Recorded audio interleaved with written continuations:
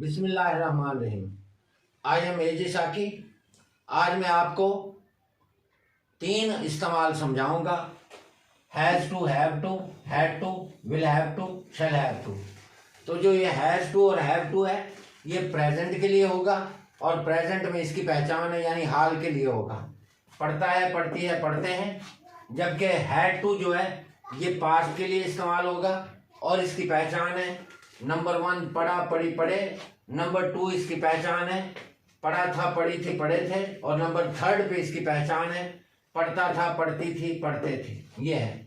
बाज लोगों ने इसकी पहचान ना है, नी है, ने है, ना था, नी थी, ने थे ये भी बताइए, जो कि गलत है, वो ठीक नहीं है। तो तीसरे नंबर पर will have to, shall have to, ये फ्यूचर के लिए इस्तेमाल होगा यानी आने वाले ज़माने के लिए। और इसकी पहचान है पढ़ेगा, पढ़ेगी, पढ़ेंगे। अभी वाहिद के साथ आपने हैज़ टू लगाना है, ही, शी, इट, और वाहिद जो सिंगुलर नाम होता है। जबकि प्लूरल के साथ आई, वी, यू, दे जो होता है या जमा सीगा हो कोई प्लूरल, तो उसके लिए आपने हैव टू इस्तेमाल करना है। और हैड टू जो है उसकी कोई कैद नहीं है, वो सबके साथ आपने, चाहे वाहिद हो, चाहे जमा हो, सिंगुलर हो, वाहिद हो, सबके लिए आपने हैड टू ही इस्तेमाल करना है और ये पास्ट के लिए है। और आगे will have to, shall have to, ये फ्यूचर के लिए। आई, वी के साथ शैल लगेगा और बाकी तमाम के साथ विल इस्तेमाल होगा। लेकिन मॉडर्न इंग्लिश में मॉडर्न ग्रामेरियन जो हैं वो कहते हैं कि सब के साथ आप विल लगाएं, उन्होंने शैल को काट दिया है। और इस तरह इसकी एक एग्जांपल मैं आपको बता दूं। एलिजाबेथ स्वेल, उसकी एक पोएम है न्यू ईयर रेजोल्यूशंस, वो सारी की सारी पोएम में उसने शैल की बजाय विल इस्तेमाल किया है। आप एग्जाम्पल के तौर पर उसको देख सकते हैं। और will have to, shall have to, जैसा कि मैंने पहले बताया, इसके अंदर हैज इस्तेमाल नहीं होगा बल्कि सब के साथ हैव ही इस्तेमाल होगा। Will have to, shall have to, ये फ्यूचर के लिए इस्तेमाल होगा। इसकी आपने पहचान पढ़ेगा, पढ़ेगी, पढ़ेंगे, वो वाली भी आ गई है। तो अब इसका मैं आपको मेथड बता देता हूं। सबसे पहले आपने सब्जेक्ट इस्तेमाल करना है, लेकिन एक चीज और मैं बता दूं, जरूरी नहीं है कि स्टार्ट में सब्जेक्ट आ जाए। बाज़ औक़ात ऐसा भी होता है, इंपेरेटिव सेंटेंसेस में भी इसको इस्तेमाल किया जा सकता है।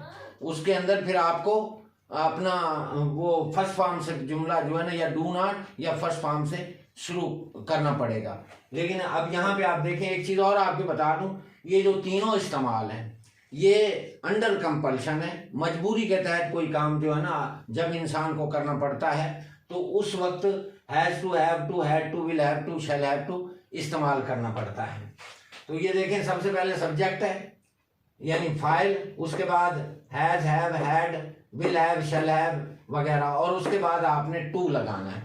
तो अगर इसको नेगेटिव आपने बनाना हो तो फिर ये जो हेल्पिंग वर्ब है हैज़, हैव, हैड और विल, शैल, इनके जो है फौरन बाद, इनके फौरन बाद आपने नॉट लगा देना है। इनके फौरन बाद यहाँ पे यानी हैज़, हैव, हैड और विल, शैल के फौरन बाद आपने नॉट लगा देना है अगर मनफी फिक्रा बनाना हो।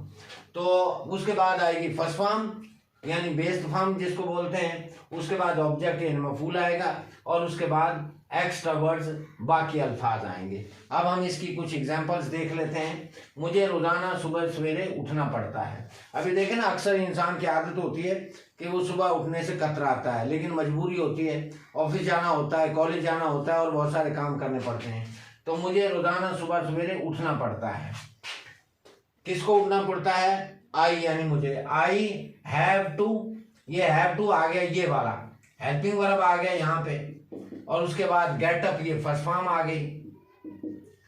कब उठना पड़ता है, ये देखें, ये फर्स्ट फॉर्म आ गई। उसके बाद अर्ली इन द मॉर्निंग यानी ये ऑब्जेक्ट आ गया। और कब उठना, कैसे उठना पड़ता है? रोजाना, ये एक्स्ट्रा वर्ड आ गया, बाकी फिक्र। नंबर 2 है, उसे बाकायदगी से कॉलेज जाना पड़ता है। ही और शी, ये आप शी लिख के बीच में जो है ना वो एक लकीर लगा दें, ऑब्लिक लगा दें, तो इसको आप ही भी पढ़ सकते हैं और शी भी पढ़ सकते हैं। ही या शी। हैज़ टू क्योंकि यहाँ पे मेंशन नहीं है कि मुज़क्कर है कि मुन्नस है, मेल है कि फीमेल है, इसलिए शी या ही हैज़ टू गो। ये देखें, ये सब्जेक्ट आ गया और उसके बाद ये हैज टू, ये आ गया हेल्पिंग वर्ब। उसके बाद ये फर्स्ट फॉर्म आ गई गो, और उसके बाद ये ऑब्जेक्ट कॉलेज, ये ऑब्जेक्ट आ गया, और ये रेगुलरली, ये एक्स्ट्रा वर्ड आ गया। अब थर्ड एग्जांपल हम देखते हैं। तुम्हें इम्तिहान पास करने के लिए सख्त मेहनत करना पड़ी। तुम्हें इम्तिहान पास करने के लिए सख्त मेहनत करना पड़ी। यू, ये सब्जेक्ट आ गया, ये हैड टू, पास्ट की बात हो रही है, इसकी बात हो रही है, इसकी हैड टू का इस्तेमाल है। You had to work hard. अब यहाँ पे ये फर्स्ट फॉर्म आ गई, ये वाली। और उसके बाद जब डबल वर्ब इकट्ठे आ जाएं, तो इंग्लिश में ये रूल है, इंग्लिश ग्रामर में, जब भी डबल वर्ब इकट्ठे आ जाएं, तो जिस तरह ये मेरे हाथ में मार्कर है, एक वर्ब ये हो गया और दूसरा वर्ब ये हो गया, इन दोनों के बीच में टू लगा देते हैं। देखें जैसे डबल वर्ब क्या है, एक मेहनत करना, एक वर्ब ये है, और एक पास करना, ये डबल वर्ब आ गए। तो इनको जोड़ने के लिए यहाँ सेंटर में हम टू लगा देंगे। देखते हैं जरा इधर, you had to work hard. अब ये टू आ गया, इसको जोड़ने के लिए ये हैड टू आ गया, उसका हेल्पिंग वर्ब आ गया, यानी इमदादी फेल। You had to work hard, ये टू, और ये फिर वर्ब आ गया। तो इस तरह एक वर्ब ये हो गया और दूसरा वर्ब जो है ना ये हो गया, ये वाला। इन दोनों को हमने ऐसे टू से जोड़ दिया। जब भी डबल वर्ब इकट्ठे आ जाए इस तरह, बीच में टू से जोड़ देते हैं। You had to work hard to pass the exam. तो ये एग्जाम क्या हो गया, ये हो गया ऑब्जेक्ट, और इसके अंदर एक्स्ट्रा वर्ड बाकी अल्फाज हैं ही नहीं। नंबर 4, अली को रोजाना 2 मील पैदल सफर करना पड़ता था या पैदल चलना पड़ता था। अली, ये सब्जेक्ट आ गया यहाँ पे। उसके बाद हैड टू हेल्पिंग वर्ब आ गया, ये वाला हैड टू, यहां से ये वाला। उसके बाद वाक, ये फर्स्ट फॉर्म आ गई। उसके बाद 2 माइल्स, 2 मील, ये ऑब्जेक्ट आ गया। ऑन फुट, ये भी ऑब्जेक्ट है, और डेली, ये एक्स्ट्रा वर्ड आ गया। अब नंबर आगे 5 है, मरीज को हर रोज दवाई लेनी पड़ेगी। ये फ्यूचर का आ गया, विल हैव टू और shall have to. Will have to और शैल हैव टू के बारे में एक चीज और मैं आपको बता दूं कि मिसाल के तौर पर उसे रोजाना उठना पड़ेगा। He will have to get up early in the morning daily. और अगर मैं इसमें जरूर या जोर दूं, या जरूर का लफ्ज आ जाए, या जोर का लफ्ज आ जाए, जोर देने की कोई बात होगी। मसलन तुम्हें ये काम करना पड़ेगा, you will have to do this work. तुम्हें ये काम जरूर करना पड़ेगा, तो फिर आप विल की जगह शैल लगा दें और शैल की जगह विल लगा दें, यानी वो सिचुएशन को आप रिवर्स कर दें, उल्ट कर दें। मिसाल के तौर पर तुम्हें वहां जाना पड़ेगा, you will have to go there. तुम्हें वहां जरूर जाना पड़ेगा, you shall have to go there.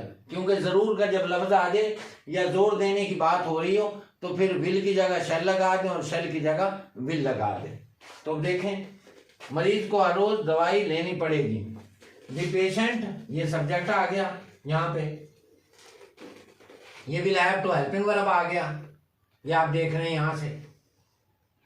और ये टेक, ये फर्स्ट फॉर्म आ गई। उसके बाद काम किस पे हो रहा, ऑब्जेक्ट, ये मेडिसिन जो है जिसको खाता है मरीज, ये ऑब्जेक्ट आ गया। और उसके बाद ये डेली एक्स्ट्रा वर्ड आ गया। अब ये यहां तक मैंने तीनों यूसेज के जो has to, have to, had to और will have to, shall have to, इन तीनों के मैंने दो सेंटेंसेस की एग्जांपल्स आपको दी हैं। अब ये 7 नंबर पे जो सेंटेंस है, ये मैंने आपको पैसे वाइज जो है ना वो बनाया है। तो इसका पैसे वाइज बनाने के लिए क्या मेथड इख्तियार करेंगे, तो ये देखिए, ये मेथड ऊपर लिखा हुआ है। तो ये जो एंडिंग पॉइंट पे टू है, ये वाला, इस टू के बाद आप बी लगा दें और बी के बाद प्लस आप थर्ड फॉर्म लगा दें। ये आपके इल्म है कि पैसे वाइज बनाने के लिए हमेशा थर्ड फॉर्म इस्तेमाल होती है।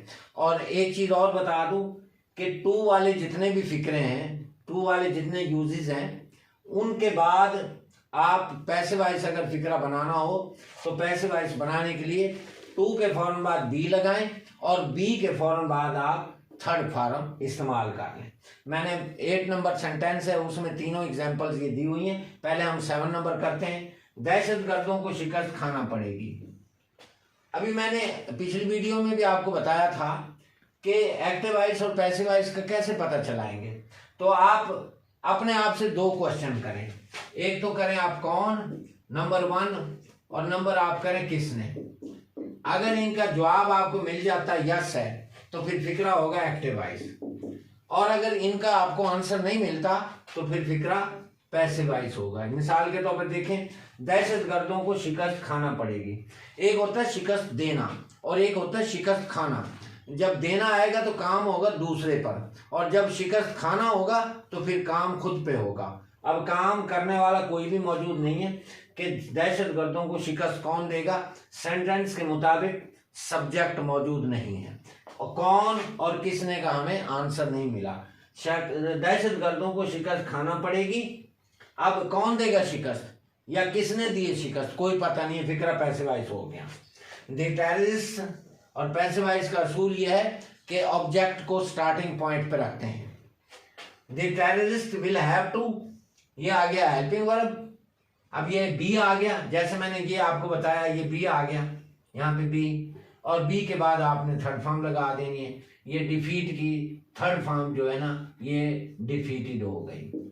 The terrorist will have to be defeated. अब सेंटेंस नंबर 8 देखते हैं हम। बंजर जमीनों में हल चलाना पड़ता है। बंजर जमीनों में हल चलाना पड़ता है। कौन हल चलाता है? फिक्रे के मुताबिक कोई पता नहीं है, फिक्रा पैसिव वॉइस हो गया। और अगर इसी को हम पास्ट में करें, ये प्रेजेंट का है। बंजर जमीनों में हल चलाना पड़ा या पड़ता था। अब ये आ गया हैड टू का, तो कौन हल चलाता था कोई पता नहीं है, तो फिक्रा पैसिव वॉइस हो गया। अब तीसरी will have to shall have to की एग्जांपल देखें। बंजर जमीनों में हल चलाना पड़ेगा। अब कौन चलाएगा, ये देखें कौन और किसने, इनका कोई आंसर नहीं मिल रहा है। तो ये 8 नंबर सेंटेंस के अंदर मैंने तीनों एग्जांपल जो है ना वो पैसिव वॉइस की सेट कर दी। अब देखें इसकी English. The barren lands object हो गया जिसके ऊपर काम हो रहा है, इधर टेररिस्ट ऑब्जेक्ट था, तो the barren lands have to, ये प्रेजेंट में हैव टू लगाना है, हैव टू बी प्लोड। ये प्लो की तीसरी फॉर्म प्लोड। अब इसको हैड टू से करते हैं। The barren lands had to be ploughed, ये थर्ड फॉर्म आ गई। अब इसको फ्यूचर से करते हैं, will have to shall have to से। The barren lands will have to be ploughed. इसकी बहुत सारी और भी एग्जांपल्स हैं। अगर आप इसकी मुसलसल प्रैक्टिस करेंगे तो ये तीनों यूजेस आपको अच्छे से समझ आ जाएंगे। अगर ये इस्तेमाल तीनों आपको अच्छे लगे हों तो मेरे चैनल को सब्सक्राइब करें और अपने दोस्तों में ज़्यादा से ज़्यादा शेयर करें और इसको लाइक करें। Thank you.